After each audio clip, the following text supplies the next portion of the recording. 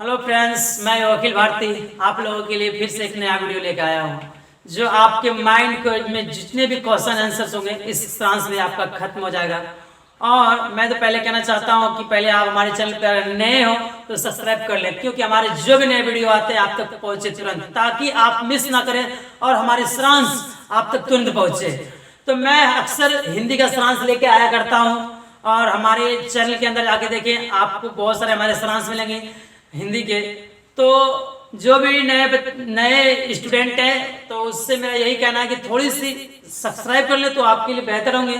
और मैं बोलना चाहूँगा कि आप इस वीडियो को शुरू से अंत तक जरूर देखें, ताकि यह वीडियो आपको अच्छा लगे तो आप लाइक भी कर सकते हैं। तो मैं आपके लिए सारांश लेके आया हूँ रोज, जिसमें कि इस कहानी का सारांश का नाम ही है रोज। देखिए मैंने यहाँ पे दर्शा दिया है रोज, और इस कहानी का लेखक का नाम, जो लिखने का काम किया है, लेखक जिसे हम बोलते हैं, उसका नाम है सच्चिदानंद हीरानंद वात्स्यायन अज्ञेय। मतलब इसको हम शॉर्टकट भाषा में बोलते हैं अज्ञेय जी, इतना सा बोलते हैं अज्ञेय जी। तो दोस्तों इसका नाम है सच्चिदानंद हीरानंद वात्स्यायन अज्ञेय। तो थोड़ा सा मैं लेखक का परिचय पात्र करवा देता हूं, ताकि आपको हर एग्जाम में अभी जो पूछा जा रहा है 50 मार्क्स का ऑब्जेक्टिव और 50 मार्क्स का जो सब्जेक्टिव पूछा जा रहा है, तो उसमें देखिएगा कि अक्सर आपको लेखक का जीवनी के बारे में 2-4 क्वेश्चन रहेंगे। तो इसलिए मैं सारांश शुरू करने से पहले मैं लेखक के जीवनी से परिचित करा देना चाहता हूं आपको। तो देखिए मैं आपको लेखक वात्स्यायन तो बताना चाहता हूं कि सच्चिदानंद हीरानंद वात्स्यायन अज्ञेय जी का जन्म 7 मार्च 1911 ईस्वी को हुआ और इनकी मृत्यु 4 अप्रैल 1987 को हुआ। तो दोस्तों यहाँ देखिए मैंने यहाँ पे अंडरलाइन कर दिया है 7 मार्च 1911 ईस्वी में इसका जन्म हुआ और इनकी मृत्यु 4 अप्रैल 1987 को हुआ। अज्ञेय जी किसी काम से गए हुए थे, अपने साहित्य कला का वर्णन करते हुए दिल्ली, और वहीं पे इसकी मृत्यु हो जाती है। तो यहाँ पे एक क्वेश्चन बनता है कि अज्ञेय जी की मृत्यु कहाँ पे हुई, तो वहाँ पे 4 ऑप्शन दे देंगे, मुंबई, दिल्ली, कोलकाता, हैदराबाद और कुछ दे देंगे, जिसमें कि एक ऑप्शन रहेगा आपका दिल्ली। आप अगर सही से जानेंगे तो मार पाएंगे, नहीं तो गलत हो जाएगा। और इनका जन्म उत्तर प्रदेश में हुआ है।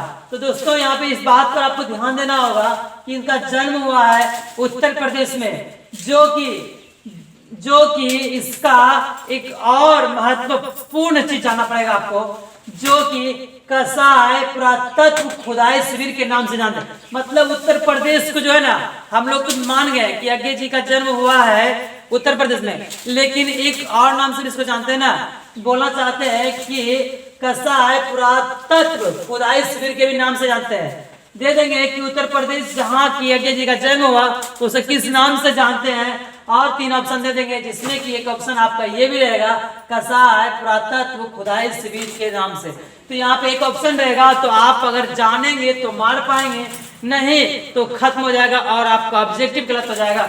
और तो और यहाँ तक कि यह कवि कला शैली कथा साहित्य और साहित्य को एक महत्वपूर्ण मोड़ देने का काम किया। कहने का मतलब है कि अज्ञेय जी जो है ना, कला साहित्य को महत्वपूर्ण राह मतलब मार्ग दिखाने का काम किया। यहाँ तक कि कथाकार, ललित मतलब निबंध जो भी है, ललित निबंधकार, संपादक और अध्यापक के भी नाम से इसे जाना जाता है। तो कहते हैं दोस्तों कि इससे जो भी कहानी का, जो भी कथाकार, ललितकार इसी को बोलते हैं ना, तो इसे अध्यापक के भी नाम से जानते हैं। यहाँ से चलिए मैं पहले आपको ऑब्जेक्टिव क्वेश्चन जितने भी होते हैं ना, पहले मैं इसको खत्म करता हूँ। तो देखिए यहाँ से ऑब्जेक्टिव क्वेश्चन कितना बनता है, तो बोलेंगे कि रोज कहानी का लेखक कौन है। इस तरह क्वेश्चन पूछेंगे तो ऑप्शन में दे देंगे कि सुमित्रा नंदन पंत, और 2 दे देंगे, जिसमें कि एक ये रहेगा सच्चिदानंद हीरानंद वात्स्यायन अज्ञेय जी। तो वहां पे आप यहाँ से एक और होता है कि मैं इसको घेरा लगा दिया कि इसका आंसर होगा सत्यानंद हिरानंद वासयान अज्ञे। दूसरा क्वेश्चन यहाँ से और एक बनेगा कि सच्चिदानंद हिरानंद अज्ञे जी का जन्म कब हुआ? तो आपको यहाँ पे मैंने दर्शा दिया है कि 7 मार्च 1911 से। देखिए मैं इसको घेरा लगा दिया। और तीसरा क्वेश्चन यहाँ से ऑब्जेक्टिव बनता है कि इसकी अज्ञे जी की मृत्यु कब हुई थी? तो देखिए मैं यहाँ पे इसको अंडरलाइन कर दिया, 4 अप्रैल 1987 को हुआ था। देखिए मैंने इसको अंडरलाइन कर दिया। और चौथा क्वेश्चन आपका यहाँ से बनता है कि अज्ञे जी का जन्म कहाँ हुआ था? तो देखिए मैंने इसको भी बता दिया कि उत्तर प्रदेश में अज्ञे जी का जन्म होता है। और यहाँ से कितना क्वेश्चन, यहाँ से कितना क्वेश्चन अब डील होता है, पहले आप इसको देखें।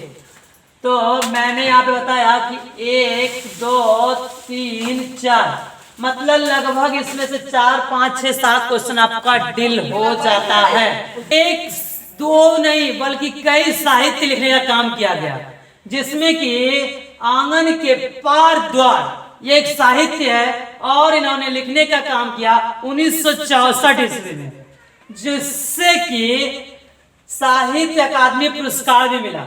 और दूसरा कितनी नभों में कितनी बार, यह भी एक साहित्य है जो कि यह 1978 में लिखने का काम किया और इसे भारतीय ज्ञानपीठ पुरस्कार मिला। तो दोस्तों यहाँ से और 2-3 ऑब्जेक्टिव का क्वेश्चन बनता है। देखिए यहाँ से क्या बनता है, तो मैं बताता हूँ कि बोलेंगे कि अज्ञे जी, पहला क्वेश्चन, अज्ञे जी का एक आंगन के पार द्वार कब लिखे? पहला क्वेश्चन, तो पहला क्वेश्चन का आंसर हो जाएगा कि 1964 ईस्वी में। दूसरा क्वेश्चन यहाँ से और बनता है, साहित्य अकादमी पुरस्कार किस साहित्यकार में प्राप्त किया? किस साहित्यकार ने प्राप्त किया? यहाँ हो जाएगा अज्ञे जी। और दूसरा हो जाएगा कि कितनी नभों में कितनी बार, यह किसकी साहित्य है? तो आप जानेंगे कि यह भी ज्ञान, यह भी अज्ञे जी का है। और इसको भी इसमें इस साहित्य को लिखने में आप इसको ज्ञानपीठ पुरस्कार मिला था और यह साहित्य 1978 ईस्वी में मिला था इसको। तो मैं अब चलता हूँ आपकी सारांश की ओर, जहाँ की आपको परिचय कराऊंगा कि ये अज्ञे जी की मुंहबोली सिस्टर, जिसका नाम मालती होगा और मालती का पति का नाम महेश्वर, और महेश्वर और मालती की जो एक बच्ची है उसका नाम टीटी। तो मैं यहाँ से अभी सारांश की ओर जाता हूँ। आप जरूर मेरी सारांश को ध्यान से सुने ताकि आपके माइंड में, दिल दिमाग में बैठ जाए और एग्जाम में आए तो आप छोड़ करना। सारांश की ओर जा रहा हूँ।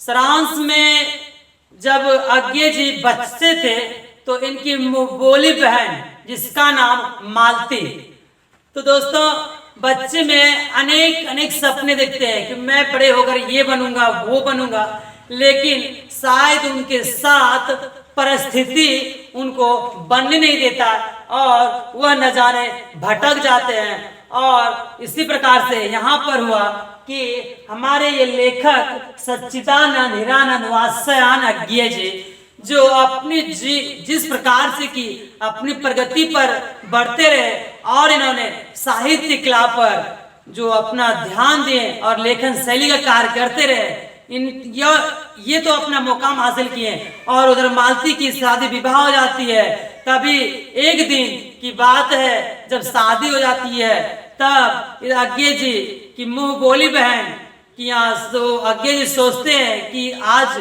लग रहा है इसको, थोड़ी सी मन में अज्ञे जी को लग रहा है कि आज कहीं न कहीं मेरे मन में विचलित लग रहा है, क्योंकि हम कितने दिनों से अपनी बहन के यहाँ नहीं गए।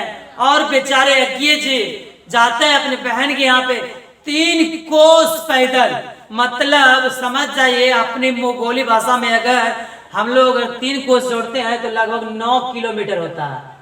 और ऐसे तो पूरे जो प्राचीनतम युग से जीते आ रहे हैं और प्राचीन काल के जो भी मतलब बोलते हमारे दादा सब कि कोस, तो हम लोग कोस नहीं समझते थे, तो फिर पूछे कोस क्या होता है, तो बोलते हैं कि पर 3 किलोमीटर का 1 कोस होता है। तो सोचे उस समय अज्ञे जी 3 कोस पैदल चलकर अपनी बहन के यहाँ गई मालती के यहाँ गई और वहां जाते ही देखते हैं कि मालती एक छोटी बच्ची को गोद में लिए आंगन में बैठी है। और वहां जाते हैं तो बोलते हैं भैया को कि आप आ गए, तो एक कुर्सी निकाल के देते हैं लेखक को और लेखक बैठते हैं और बच्चे को गोद में लिए मालती हाथ में पंखा झेलने लगते हैं। तभी पूछते हैं आपको पानी, मालती पूछती है लेखक को आपको पानी भी चाहिए? तो लेखक बोलते नहीं नहीं हमें पानी नहीं चाहिए। फिर मालती बोलती है कि कैसे नहीं चाहिए, उतना दूर से आप पैदल चलकर आए हैं, फिर भी आप बोलते हैं पानी नहीं चाहिए। तब पर भी इसे पानी दे और पूछते हैं लेखक कि वो कहाँ है? तो मालती जवाब देती है कि वो गए हैं। तो बोलते कहाँ गए? तो बोलता है दफ्तर गए हुए हैं। तो दफ्तर, तो मालती का हस्बैंड का नाम था महेश्वर, और महेश्वर एक डॉक्टर थे जो गांव में घूम फिर करके इलाज करने वाले होते ना, तो वही मतलब गैंग्रीन। आपको बता देना चाहते हैं ये गैंग्रीन होता क्या है? तो आपके पैर में मान गए कि किसी प्रकार से कांटा वाटा अगर चुभ गया और उसको ना निकाले तो शायद वो कांटा आपको आपके पैर में विशाल रूप धारण कर लेते हैं और वह एक घाव बन जाते हैं। तो वही उसी को हम गैंग्रीन बोलते हैं, उसी को गैंग्रीन बीमारी बोलते हैं। तो उसी का डॉक्टर थे इसका मालती के पति महेश्वर, और वो जाते हैं और सुबह जाते हैं और शाम तक आते हैं। और इधर मालती अपने घर में काम काज करके फिर भी मालती दूसरे के यहाँ जाते हैं काम करने के लिए। बेचारे ऐसे दुखित और पीड़ित अवस्था में अपनी जिंदगी बिताते हैं कि कहने का बात नहीं। और मालती अपने घर की सुबह 5 बजे जगते हैं और 5 बजे अपने सारा 9 बजे तक काम करके दूसरे के यहाँ भी जाते हैं और काम काज करके रात्रि 9-10 बज जाते हैं। अपने खाना पीना हर चीज करते करते 9-10 बज जाते हैं। उसके बाद फिर सुबह जगते हैं। उसी प्रकार से मतलब टाइम इसके जीवन में बंधा होता। तो दोस्तों कहते हैं कि यहाँ से पूछ देंगे कि 8 बजे 9 बजे 10 बजे 11 बजे का मतलब मालती से क्या संबंध है?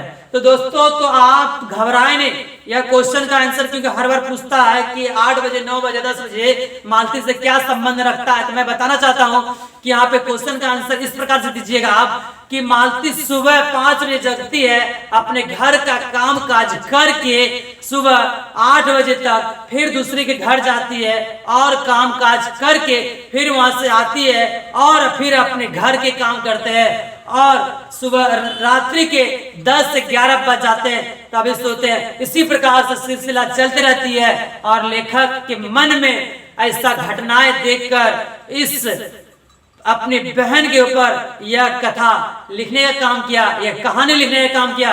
इसी प्रकार से रोज की सिलसिला चलते रहा, इसलिए इस कहानी का नाम भी आज्ञे जी ने रोज रख दिया।